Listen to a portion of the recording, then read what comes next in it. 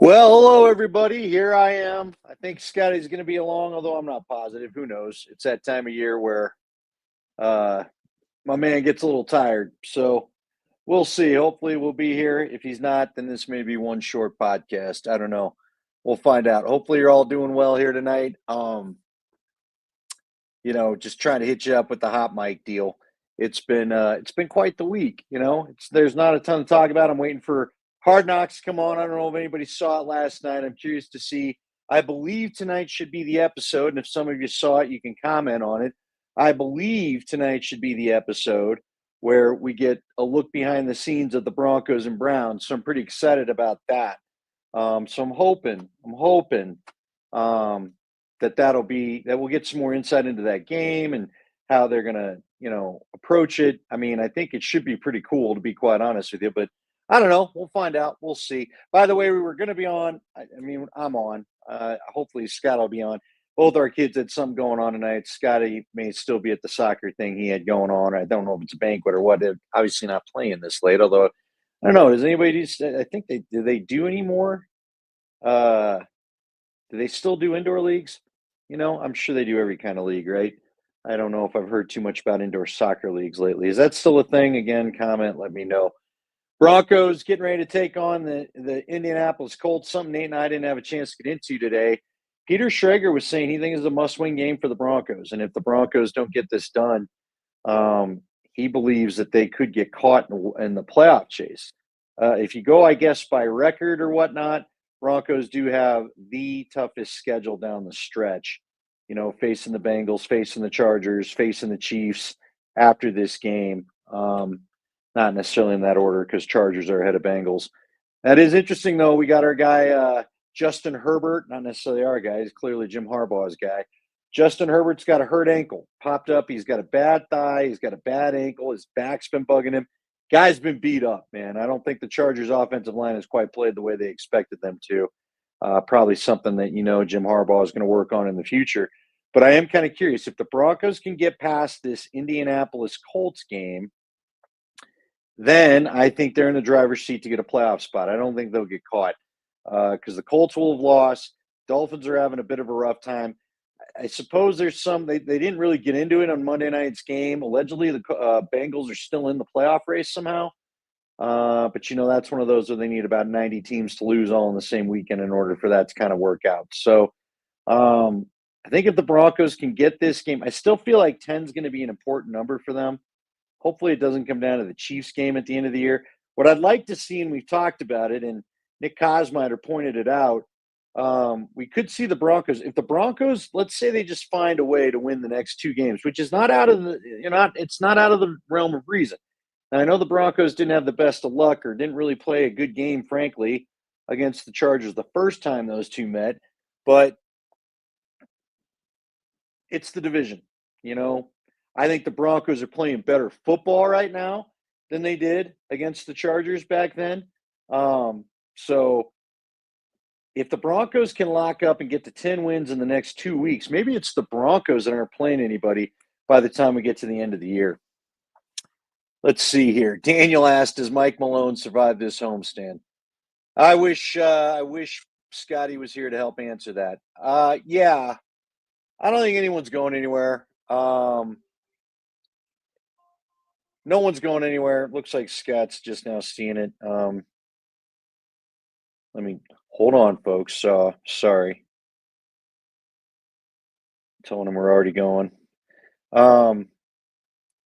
Look, I'll answer. I'll see if Scott wants to answer. Daniel, team's the team.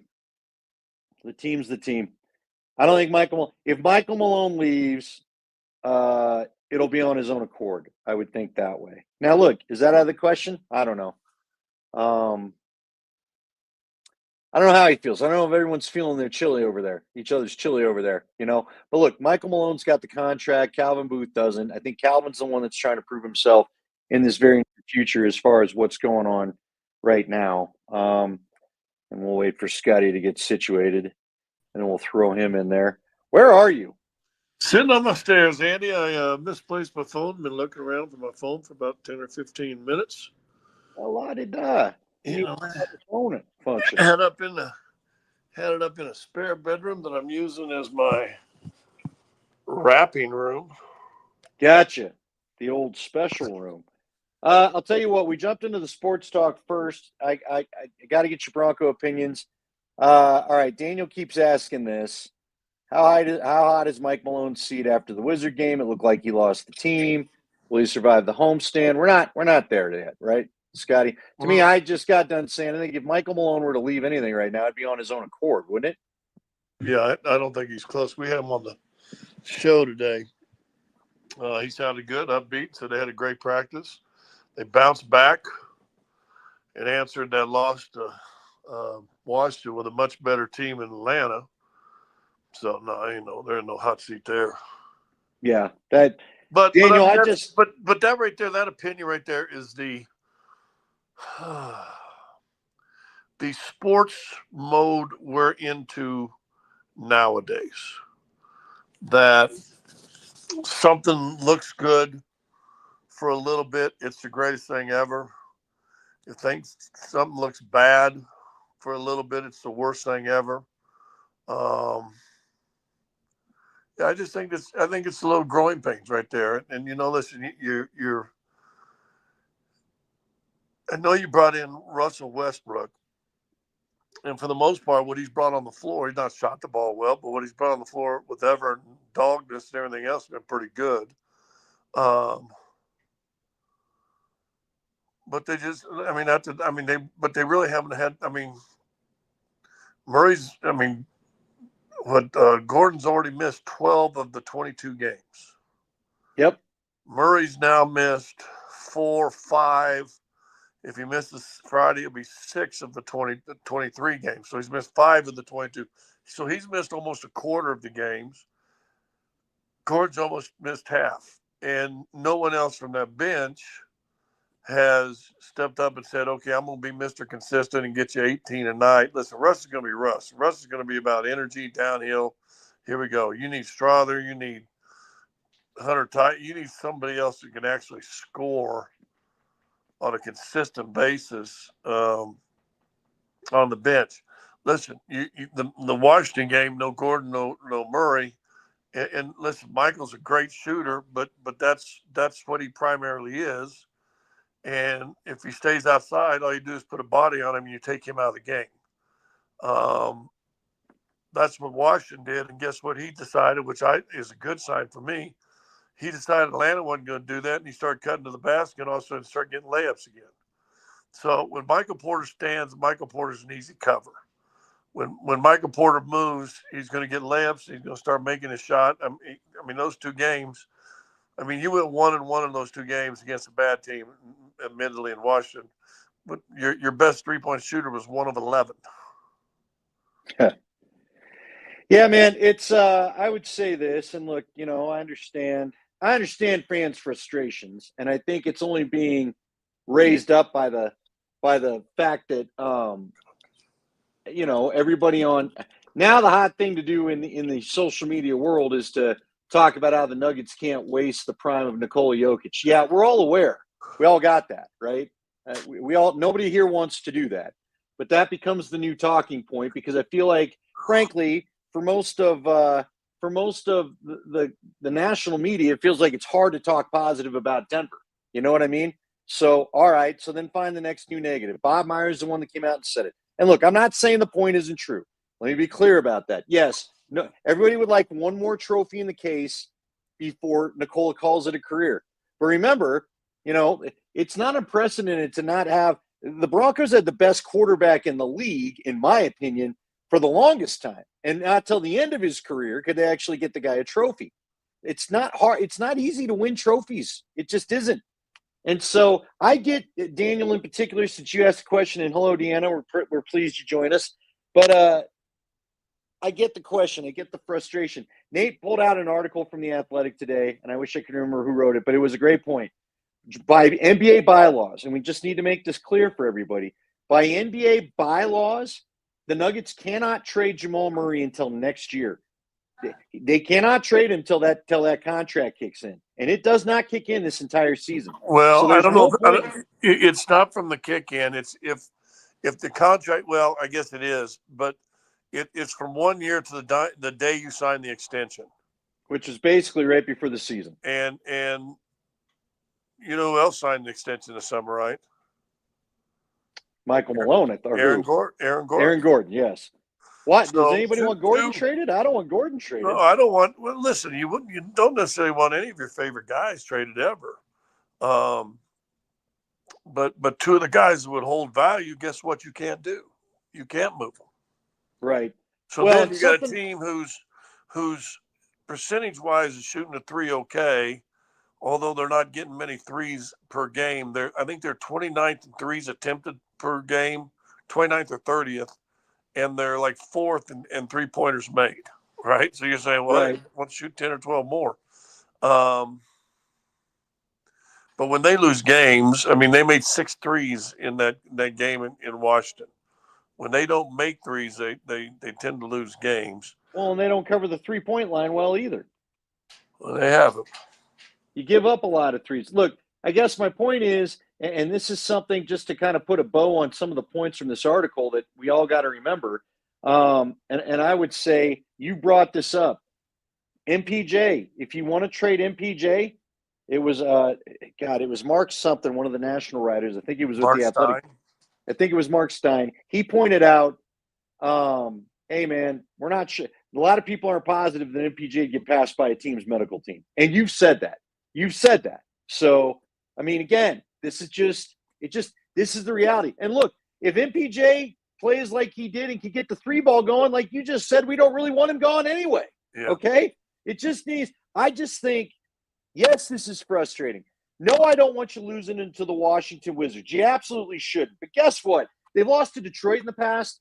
Remember, there was that dog butt Detroit team a couple years ago that came in here and won on your floor about this time of year. I just feel like, and Scotty, maybe you could speak to it better than me, but look, I've been around – I was around the Broncos this way. When I was on the broadcast crew and I'd have to live every minute of a season, just when you're that good, when you know you're likely going to be in the playoffs barring a disaster, I just feel like after you've had the championship, you know, guys, I don't want to call it a boredom, but you're not intense all the time because you know when the intense time's coming. Right. And I don't think we're used to seeing this Nuggets team kind of just be like, look, even Joker to a little bit. Now, Joker pulled it back out after the game in Washington, but I feel like even Joker's a little bit been like, hey, man, pedal to the metal's coming, but it ain't coming probably until after Christmas. Well, and that's the fine thing, and it's the standard Joker's kind of set for him. Even before the 56 game, he's averaging 30 points a game, 13 boards, and 10 assists. And you just said it, and you ain't the first one that said it. Well, even Joker hasn't played as intense. Dude, he's averaging 13 or 30, 13, right. And 10. You know what I'm saying? Oh, yeah. I'm not trying to suggest he stinks. He doesn't. I'm not saying he's been bad. He's been phenomenal. But even there's a competitiveness to Joker that I think has come out in the last couple of games. And look, I don't know. It's probably always there. But I am always going to cut Joker a pass, A, for being as good as he is. And, you know, we don't have nothing without that guy. But the other part of it is the guy just had a baby. You and I had a baby later on in life, dude. My son came along in my mid-30s, and I will tell everybody, I was like, man, I might have waited too long for this. I am so tired right now. I don't know if I can deal with this, you know? And so I'm sure if Joker had it his way, they wouldn't have had the baby exactly right at the start of the season, but you did, and athletes deal with it just like everybody else does. But I mean, come on. You can cut the guy a break if he's a little bit tired on the floor and can't be, you know, 5-time MVP every minute that he's out there. I don't know. Yeah, I think that he, especially those first couple home games we got back, you know, you're like, oh, dude, that dude. We came back from LA. I told you on a Monday afternoon, played on Sunday, got home Monday afternoon. He's on baby duty from the minute he walks in that door until they go to the game the next night on Tuesday, and you know the baby's getting him at 3. And I can't believe how many people I've heard say, well, he's probably not even sleeping in the same room. You don't know Joker. That ain't Joker. Joker's admitted it, you know, a number of times. Basketball's number one in his life. His family's number one in his life, period. Family. And you know what? We can hate on that, But that's probably, I mean, if you read the good book, it says God, family, and everything else after that, right? So Joker may have this under an understanding better than most. And once again, well, he could do this. I'm like, dude, he averaged, before that 56 game, he was averaging 30 points, 13 plus rebounds, and 10 assists. He was top 10 in scoring. He was leading the league in rebounds. And he's number 2 in assists. And people have said, well, I think he should do more. There's nothing more for the guy to do. Oh, by the way, in those first 21 games, they played 21 or 22 now, 22 games.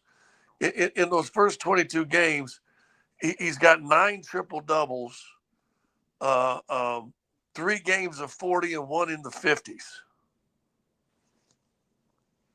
And we want him to do more. I mean, think about that. I mean, just think about that. That's just amazing to me. Well, it's what comes with having great players. McKinnon goes with the same thing. Miko, Kale, they got to deal with the same thing. Well, I heard your take on Miko, and you and I have had those conversations. I agree. There was times last year, and yet you look up, Miko has 104 points and 50 goals, but it still felt like there was a 2-week lull in the middle of the season where you're asking, where'd Miko go? And he still put those numbers up, and I guess that's what great players do, right? I mean, it is. But to the conversation you brought up, Nate had a fun topic today of are Miko and Nate the best combo forwards in Avs history? And we mainly went with Sakic and Hayduk, but then I went back and looked at all their top lines, and there was a Forsberg and Hayduk in there. And you remember, you and I come from the same era. You and I watched a lot of those Avs teams together. And I just, again, I had a buddy call me. My buddy Stan called me right after the show to talk about it too. I just said one thing that I'd like Miko to do that Forsberg always did. Peter Forsberg he was the bull. He was the bully. He was always physical out on the ice. Peter Forsberg sometimes played above his size. Miko is a big, strong beast of a hockey player, and sometimes I just don't think it always comes out on the ice. And that's all I was saying. See, again, you and I have talked about this, and look, you guys are all great. We're not blaming anybody on this podcast. But sometimes you do things in our job, and like this. This is the example I'll give everybody. All I'm asking is for Miko to play his size sometimes, right? You and I like good physical bully type players, okay? Like my guy Zed. I'm always telling you about Zed Williams.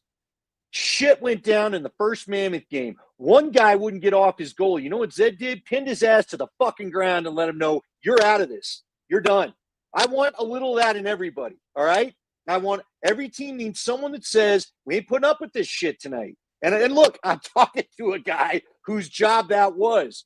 But there was always, I played a little bit of football. I played a lot of lacrosse. And I played on a lot of teams where you better fucking let them know right away. I'm sorry to cuss, but it fires me up. You better let them know right away. We ain't having none of this shit tonight, because the minute you let them start with you, it goes all game. And guys are taking late shots. So you find whoever is their instigator, and you send the message right there. I always thought, I got to find the guy who's going to let you all know, I know that's your dude. Well, your dude ain't fucking with us. What are the rest of you guys? And then it all calms down after that. And I just feel like with the Avs in particular, there ain't been enough calming it down the last couple of years, which is why guys have got hurt. Now they got the new guy. Have you seen the new guy? That new guy that they picked up in the trade? He got out there last night. There was one late hit. He immediately jumped in. I already like. I'm gonna get his name down because I already like it. Giovanni something. Olivia Smith, something Smith. I think Giovanni Smith or something. It's Giovanni something like Smith, that. yeah. Because it was an Italian name, and I saw he was out there. He was chirping at people. You need some of that. You just need some of that. But the dude's like 6'3", 225. Yeah, because again, am I wrong, Scotty? Am I wrong? Maybe I'll shut up and let the pro athlete talk to you. But if you are going to be allowed to get into, you got to have someone that says you're not intimidating my team and you're not taking cheap shots at my guys. No, I you know what? That's how Kale's gotten hurt. That's how Nate's gotten hurt. That's how Miko's gotten hurt. Bullshit. No. Sam Girard got hurt last year that way, didn't he? Didn't somebody? Yeah. Papa. Well, I've told you this story before. I don't know if I've said it on a podcast. My first, after I like, we're in training camp. And I don't know if it's after the first practice or second practice, but Bill Lambier grabs David Greenwood and I, who we both signed that same year, and he goes, "We're going to dinner tonight. We're in Windsor, Ontario, in Canada for training camp." And so we go to dinner with Bill, and we're sitting at a four-person table. It's Bill on one side, and he's got two schoolboys on the other. Now, for me, that was like my 8th to 9th year in the league, the 2 years I was there, and it's probably David's 9th and 10th or 10th and 11th. I mean, we're not puppies, right? And do you remember the scene in The Untouchables when Kevin Costner asked Sean Connery? He goes, "If you're going to do it, we do the Chicago way. What's the Chicago way?" You know, they put one, they pull out a knife, you pull out a gun. They put one of ours in the hospital, you put one of theirs in the morgue. So I'm sitting in this first meeting with Lambier, and he goes into it. And I swear to God, I'm listening to Sean Connery. I just, these are the Scottish accents. He goes, somebody knocks. He said, our job is to protect the guards. He said, someone knocks our guard down, we knock their guard out of the game. I mean, he said it just like that. And that's what you're talking about. But that was the attitude. And so, okay, so guess who didn't get that? Our scores were, Isaiah, Joe Dumars, and Vinny Johnson were our three biggest scorers on most nights. And guess what people didn't do? You didn't touch them. It was tap. You talked about tap a little bit, huh? Till they traded me to Denver, and then all of a sudden they played Utah, and Karl Malone put 27 stitches on Isaiah. Well, I wasn't there. Yeah. Well, maybe they should have kept you on the team then. Well, you know what I'm saying? I'm just saying. Hey, the old days. Broncos get this one and then get Chargers. What do you think about the Charger game? You saw Herbert's beat up. Could this quick turnaround maybe hurt the Chargers more than everyone's worried about the Broncos because they're going on the road? The Chargers may be the team that don't like this game being on Thursday.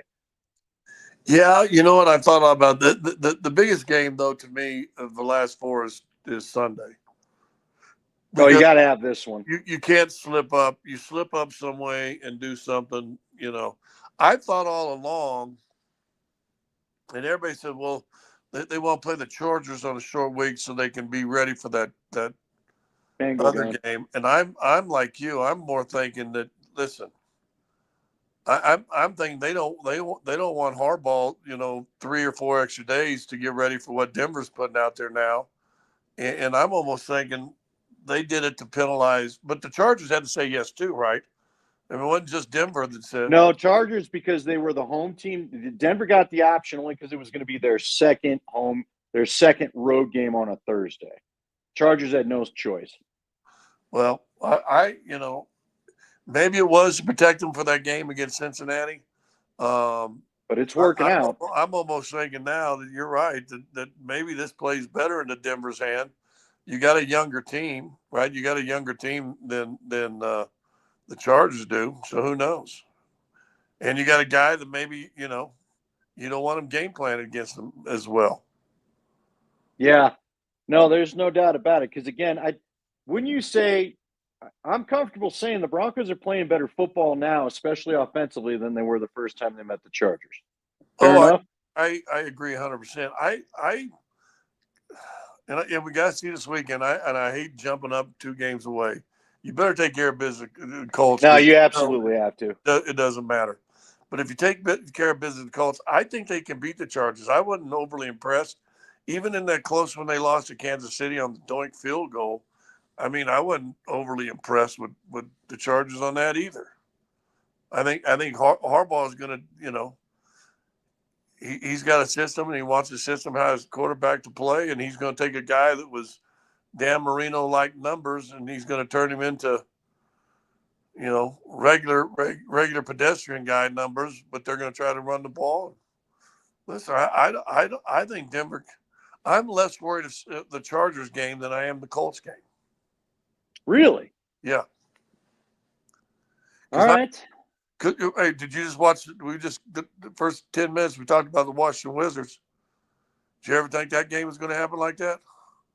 No, hey, look, it's a divisional game. I'm with you. It's a divisional game. Anything can happen, right? Uh,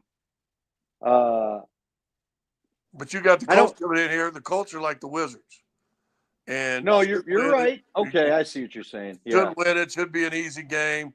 You're better. Hey, you got still again a young team, and guess what? They've had 2 weeks of reading about how great they are, because Okay, I will tell you. that's the local Muggle media is bend over, let me kiss your ass, and young. And listen, I've been that guy. Young players like reading glorious things about what they've done. I will tell you this. Um, hearing Gus Bradley as their defensive coordinator in Indy. Gus doesn't rush the passer. He doesn't blitz a lot. He tries to get there with 4, maybe 5. And look, man, if you let Bo Nix in this offense go to work without a pass rush, he's got 3 or 4 games now of cutting you up. So, and I know Bradley's done this a lot to the point where, gosh, Bradley was coaching some team the Broncos were actually working over, and he still refused to get out of his, cover shells and his 4-man pass. Like, if he's going to do that at home, then I think Indy's going to have a problem. Yeah. We'll see. Look, I'm with you. You can't take anything for granted with a young team. And I also worry about playing with the team. I mean, is Indy in it? Aren't they 5-8? Yeah, that's just it. So Peter Schrager was saying today that if the Colts win, I think they're 6-7. They would move to like 7-7. The Broncos would fall to 8-6, and the Colts would be 1 game off the Broncos with like they play with the a tiebreaker. bunch of really bad teams down the stretch, and the Broncos, of all those wild card teams, they say the Broncos have the roughest schedule, whatever it's worth. Yeah. So, no, hey, look, there's no reason you should. I don't know. I've grown to trust this team, but I guess we'll see. I don't know.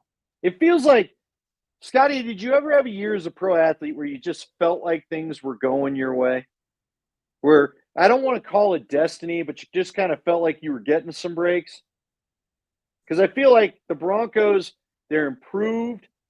They are playing better, but I also think they've caught some breaks. They got to face the Saints on a short week without Derek Carr. The Saints didn't know who the hell their quarterback was. They got to face Carolina in the middle of absolute disarray. You know, Carolina needed their bye week just to reset themselves. Like, again, I think the Broncos have played better than I even expected, but I also think a few things have gone their way. They haven't really been crushed by the injury bug. Now we'll see what this Riley Moss thing is. But I just kind of feel like, some things have worked out. The Riley Moss injury might be the scariest injury the Broncos have had over the last 5-6 years, because they've got something to play for now, 13, 14 games in, and, 13, 14 games, 2 years ago, you're like, well, okay. Or, with Hackett, you're 14 games in. Oh, well, you're going to lose the corner the rest of the year. Okay. Yeah, well, they were at coach by game 14. Yeah. Hackett was gone. So, anyway. All right. Do you feel like the Avs vibe has changed? Is the Avs vibe fixed? Did you get to watch any of that game last night? No. I'm going to tell you, I feel like the Avs vibe is back to some felt. You and I both like Georgie, and I still will tell you, I don't think it was all Georgie's fault, even though people want to blame him. But I will say, and I was telling you, I think there was some personality thing was off with Georgie and the team. It felt different last night. They like Wedgwood. Both Middlestat and McKinnon have gone off on what a great guy, what a friendly guy, brings lightness to the room.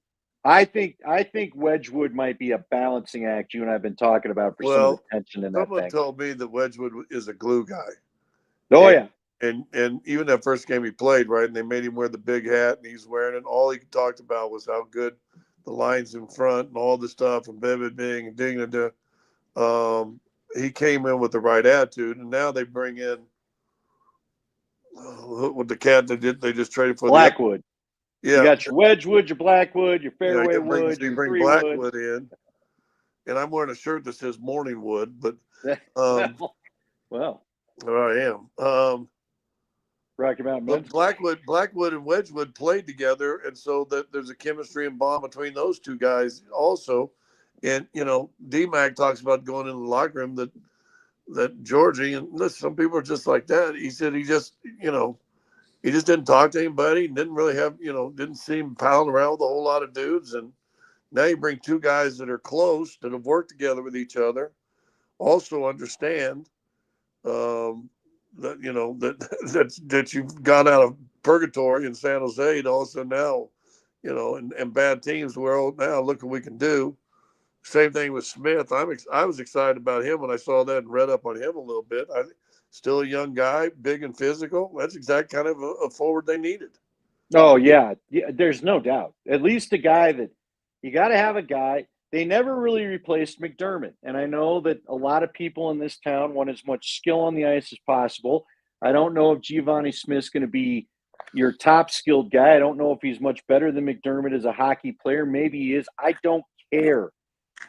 Giovanni Smith, McDermott, Parker, who was Popeye? What was that guy? There was one guy that always looked like Popeye to me. Odgers, Jeff Odgers. Do you remember him? Yeah. He had the total fighter's face. It looked like everything had just been pushed in Like because he fought so many dudes. Look, man, you got to have those dudes, okay? Going back to Chris Simon, first Cup team had Chris Simon. Second Well, Cup team, I believe, still had Scott Parker. How did Smith look in the game? Frankly, I was popping in and out, and then someone got a late shot, and Smith caught my eye because Smith jumped in right away to say, "Nah, I ain't playing that way tonight, son." And immediately, the guy was like, "All right, we ain't playing that way tonight." It stopped real quick once he was like, "Hey, I'm here now. I am here," and I love it. I love it. Guy knows his role, right? Look, the Cup team had McDermott, Simon, Parker. I believe were all three guys that got you to the Cup. You got to have a tough guy on the team, especially when you got guys they're going to piss off professional athletes like McKinnon and McCarr. You come on, man. You've been a pro athlete. You don't want to get embarrassed. I don't care how good you know a guy is. It still don't feel good when he takes your jock off and tosses it in the stand, does it? Yeah. That's why I'm still amazed that Steph Curry hasn't been knocked down at least one time. Right. So, is there anything more Colorado than the Rockies getting that fourth pick in the draft? Is that baseball karma coming back at you maybe a little bit? Now, I'm with you. Every time there's a lottery, it's funny how the lottery works out for the East Coast teams. But part of me also wonders, is it just karma for how you go about your business? Yeah. Yeah, isn't it funny? Washington, didn't they win a World Series like in the last 5-6 years? Yeah, with Scherzer and all that. Yeah. I think they beat the Astros year two. Let's make sure that who what was the order? What was 1, 2, 3? I don't remember. It was like Washington. I don't. I don't care right now. I mean, we lose. Yay. Yeah. Hell, even if we would have won, you going to pass on people? You going to take Greg Reynolds over Clayton Kershaw? Over Max Scherzer? Over, the dude from the Giants that was a Cy Young winner? You going to do that? Lincecum. Yeah. They're like 6 bona fide studs you could have had, and you just were like, nah, we'll take this dude. Great. Who never even really came up, did he? Daniel's really on the hot seat thing. The hotter seat, Malone or Bud Black. Dude, neither of them, Daniel. Bud Black gets to go. The Rockies don't fire people. They just extended him. Yeah. And not only that, dude, remember Jim Tracy? Jim Tracy was finally like, I'll just fire myself. I don't really want to be here. I'd like to know what Mr. Smith, why he thinks why Daniel thinks that Malone would be on the hot seat. Because he thought that he looked like he lost the team in Washington. Why? He just felt like it looked like they weren't responding to Malone. Huh. I didn't see. Clearly. Go ahead. I didn't mean to I didn't see that. I didn't think they played very good, but I don't know how you. I mean, if that's the catchphrase and catch-all, that if your team plays bad, the coach is shut out. Listen, I know there are franchises and there are times in every franchise's existence that it's time to replace the coach and just bring a different voice. I understand that. It's easier to fire one than 17 or 25 or 53. I get that, but I don't know. I've always said this, and I'm coming from player side. Players play. Players, and if you got a coach who's got a motivated pro team to play hard, you got the wrong players. Right. Hate to tell you that, but you got the wrong players. And last time I looked in the NBA, coaches very rarely pick the players.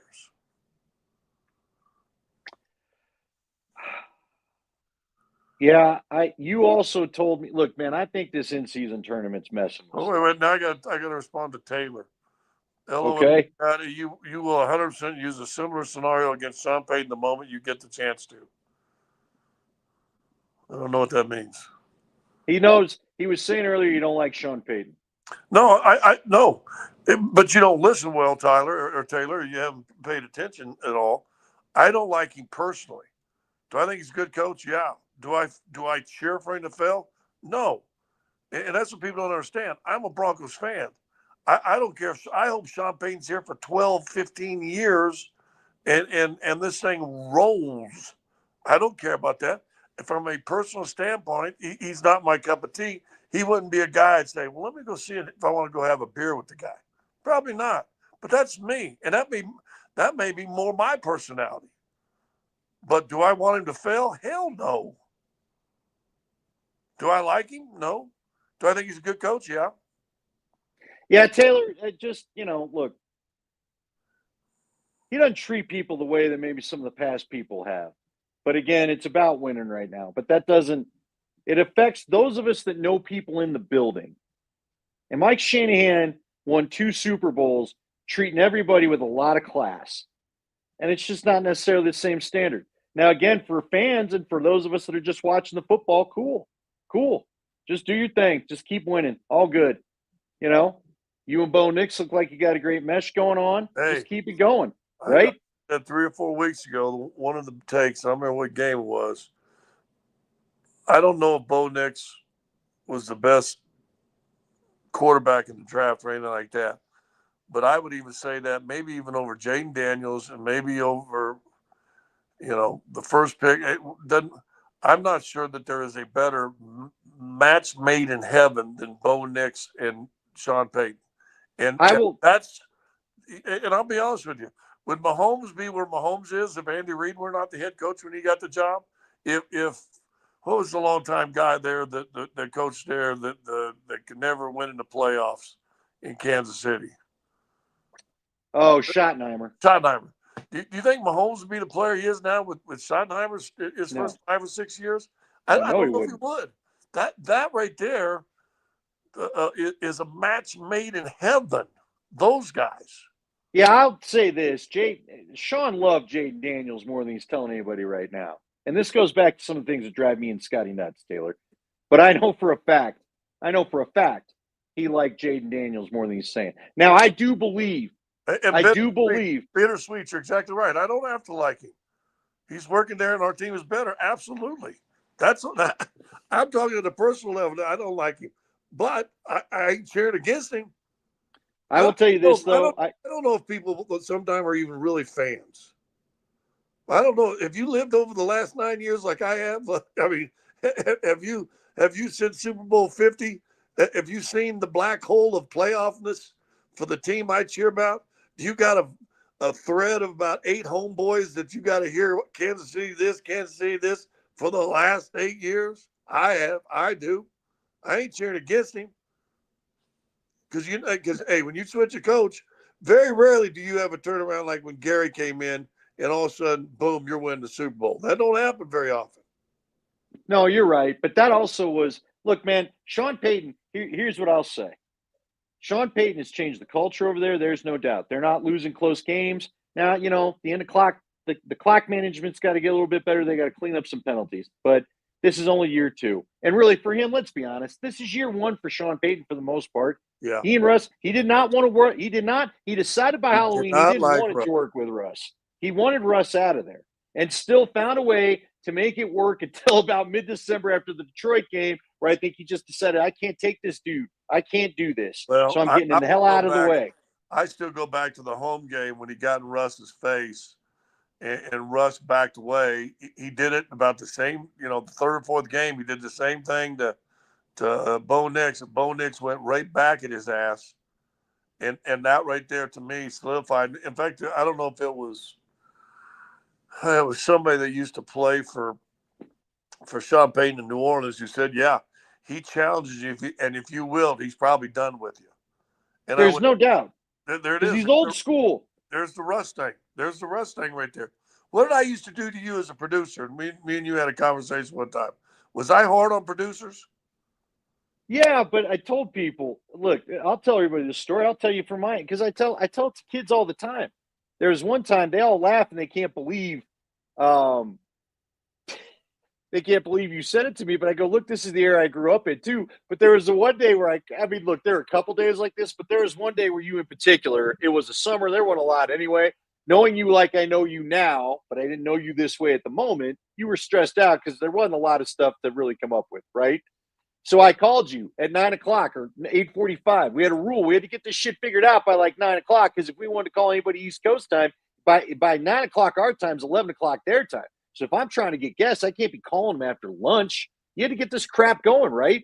Yeah. So I called you one time. I gave you my ideas. You go, why don't you call me back in an hour or two? And I hope you got a lot better crap than this. That was the end of the phone call. I don't remember. I don't remember that, but I wouldn't doubt it. But Scotty, listen. I'm here today because you were that hard on me. There's a couple of people I worked with where I wondered if I was a little harder on them, would they have made it a little further than they did?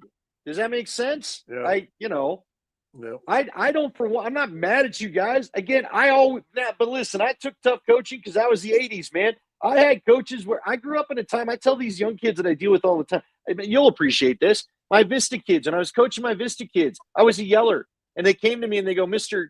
Coach Lindahl, you don't need to yell at us all the time. We promise we'll do what you say. You don't have to yell so much. And I thought to myself, all right, let's give this a shot. And I found 2 or 3 kids and I said, this is your team and I'm trusting you to run the ship. And then I won't yell at you, right? I won't yell at you. And guess what? We had more effective results.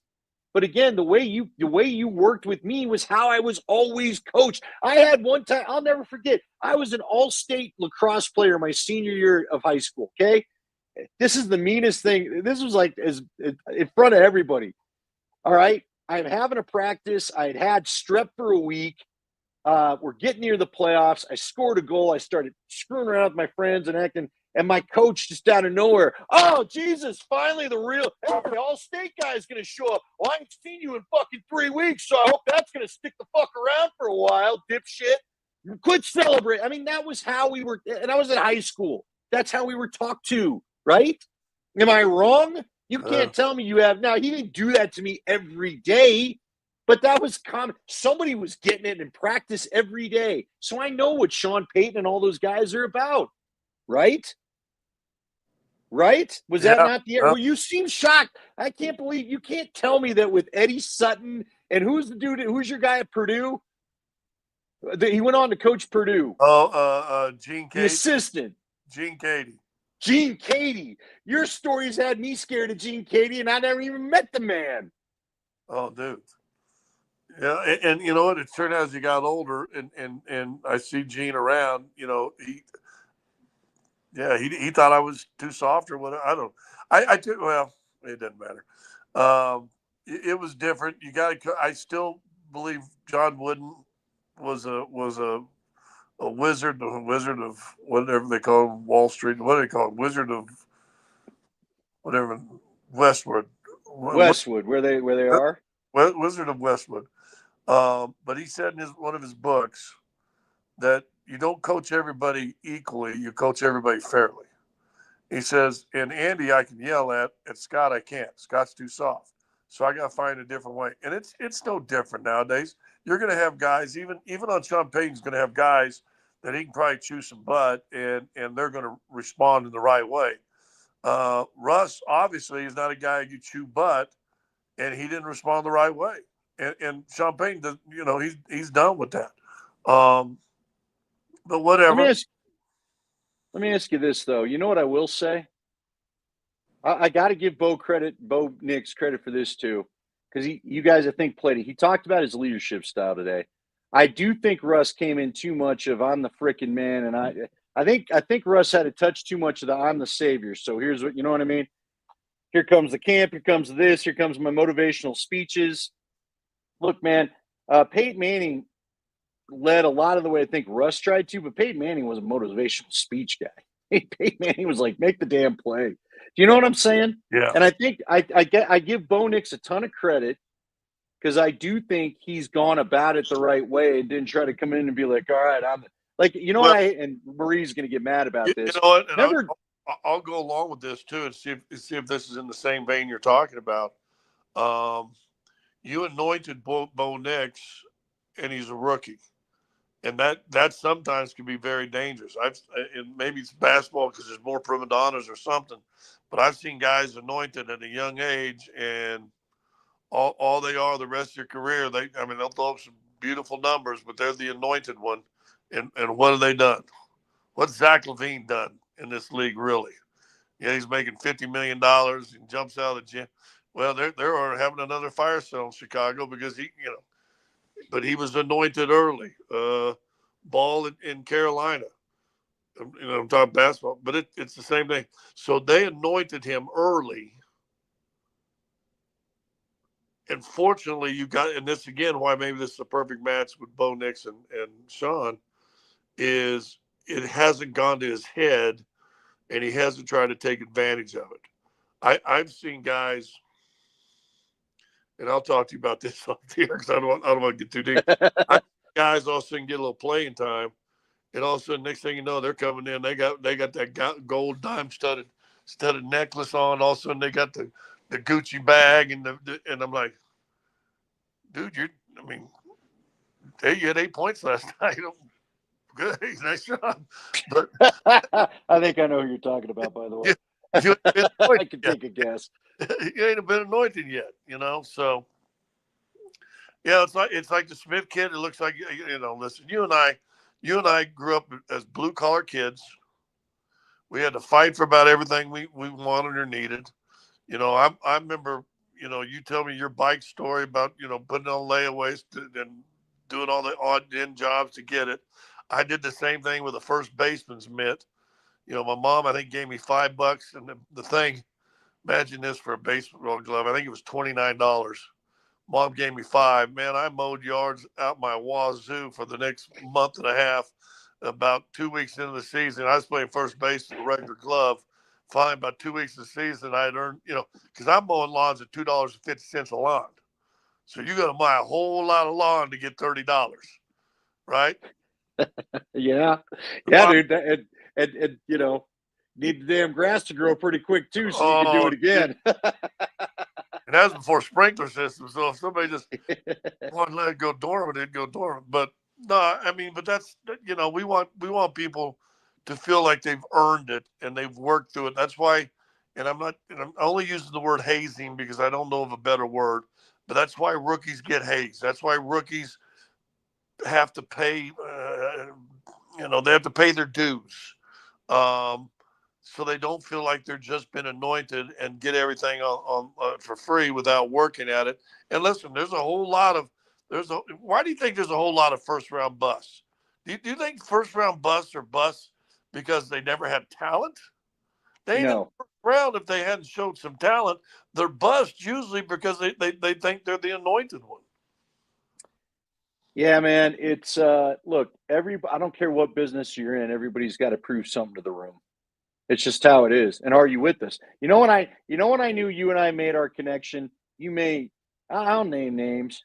I don't care. You were gone and Dave Krieger was filling in. And Dave was always really nice to me, okay? This isn't a slight at Dave Krieger. But the goal was Scotty and I always felt like we had our show. The zoo was our show, and we wanted our show.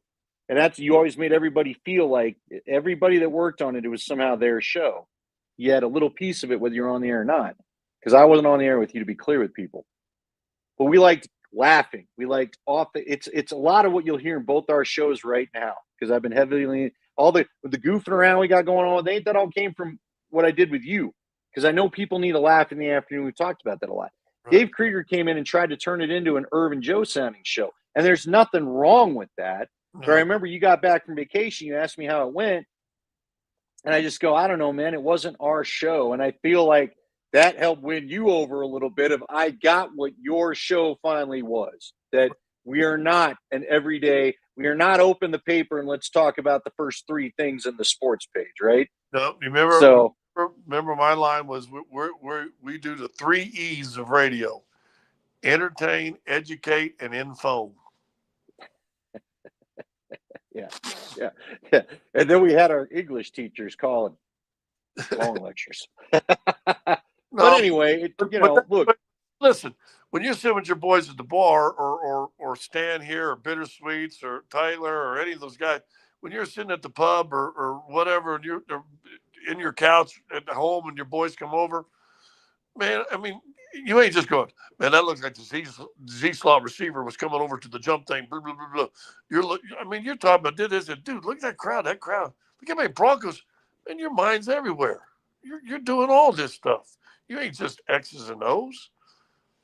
No, we're all people, and we could all, again, and that's, stupid thing. I fell off my deck. Stupid things happen to people all the time.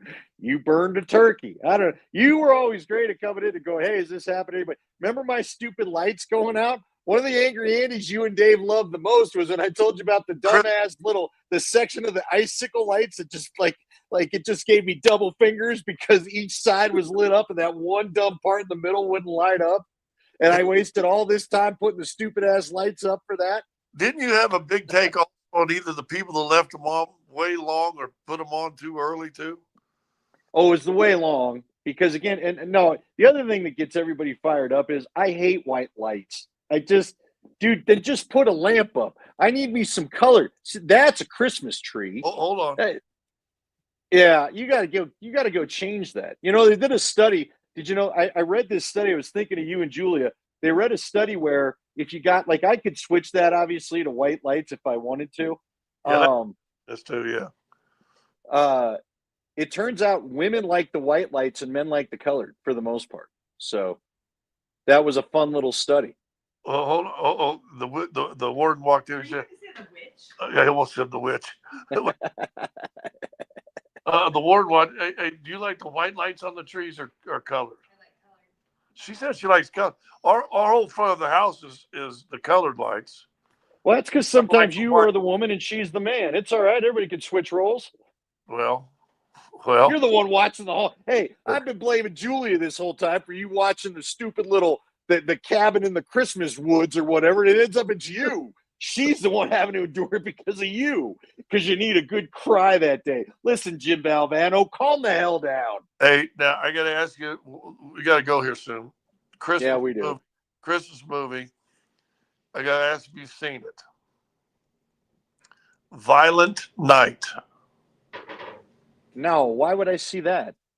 Sounds like a Krampus one or something like that. No, it's not scary. It's Die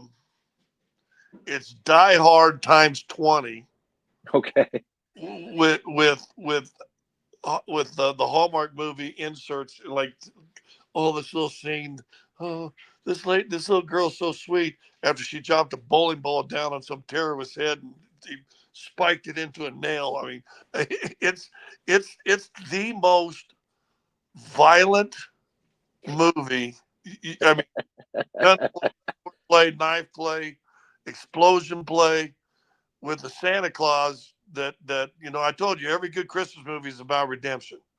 And one of the guys redeemed this was Santa Claus. The scene, the movie opens up and there's Santa sitting at the bar chugging beers and shots. Oh, isn't that the one with the guy from Stranger Things? You probably don't know that. That's with one of the guys from Stranger Things. I remember it now. Okay, so here's one you've You, got to sit if through. you like Die Hard, Sure, who you'll doesn't? love this movie. I like The Last Boy Scout better.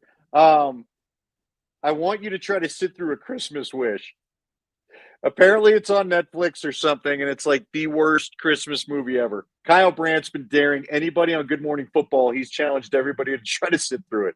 I get it is. I Which, guess it is so bad, so bad.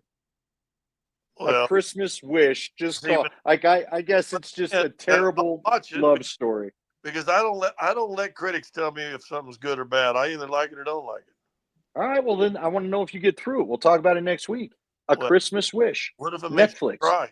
Do you like what's that Christmas song, The Two Red Shoes?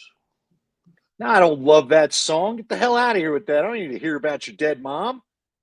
She hadn't God, died yet. She wasn't dead yet. She was dying. whatever, whatever. I don't know. Look, that one's better than the one with your guy. We met each other in the grocery store, and he's singing about how they're macking in the car and they're banging one out. Just knock one out in the back of your car. Merry Christmas, all. What the hell is that?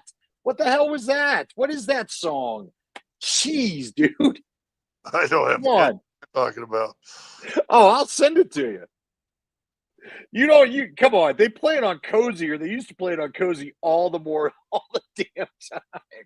It's literally about how sad they were. So they ran into each other in the grocery store, and then they went and banged in the back of the car. I'm not even sure they had good wine.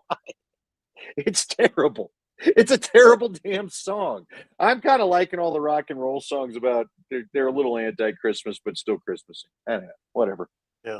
All right. So maybe if you stay up tonight, try to find it. No, I won't. Violet Night. Do you like the tree, by the way? That's for you. Yeah, you I get put this background just for white you. the white frosted with colored lights. It's yeah. See, I got the white frosted with white lights on. But you didn't even notice. So we got a little white. Did you see who's standing beside our little tree right there? Hold on. Yeah, it's Jack Skellington. I've been to your house. You don't come to mine anymore, And, but I come to yours. and you came because you were borrowing a turkey baster or whatever. I borrowed the brine bucket, which You borrowed our brine bucket. the damn trunk of my Mustang smells like your brine bucket now Oh my because it God! sat in there over a week. I put that in the back seat of my truck today, and the lid fell off, and I got home and I forgot to take it out. Came back in to go to Ellie soccer, and I went, "What the heck is that smell in here?" I got news for you. That's all your brine. The one I had a bag. I shoved mine in a bag and then put it in the bucket, dude. Mine was not free running in that bucket. That bucket of yours. Woo! Hey, it's got some seasoning to it. Huh? Yeah, that had some seasoning. Warren did a good job on it. Here you go. All right. Oh yeah. What is going on with the cat? That's Is the cat tax. messed up?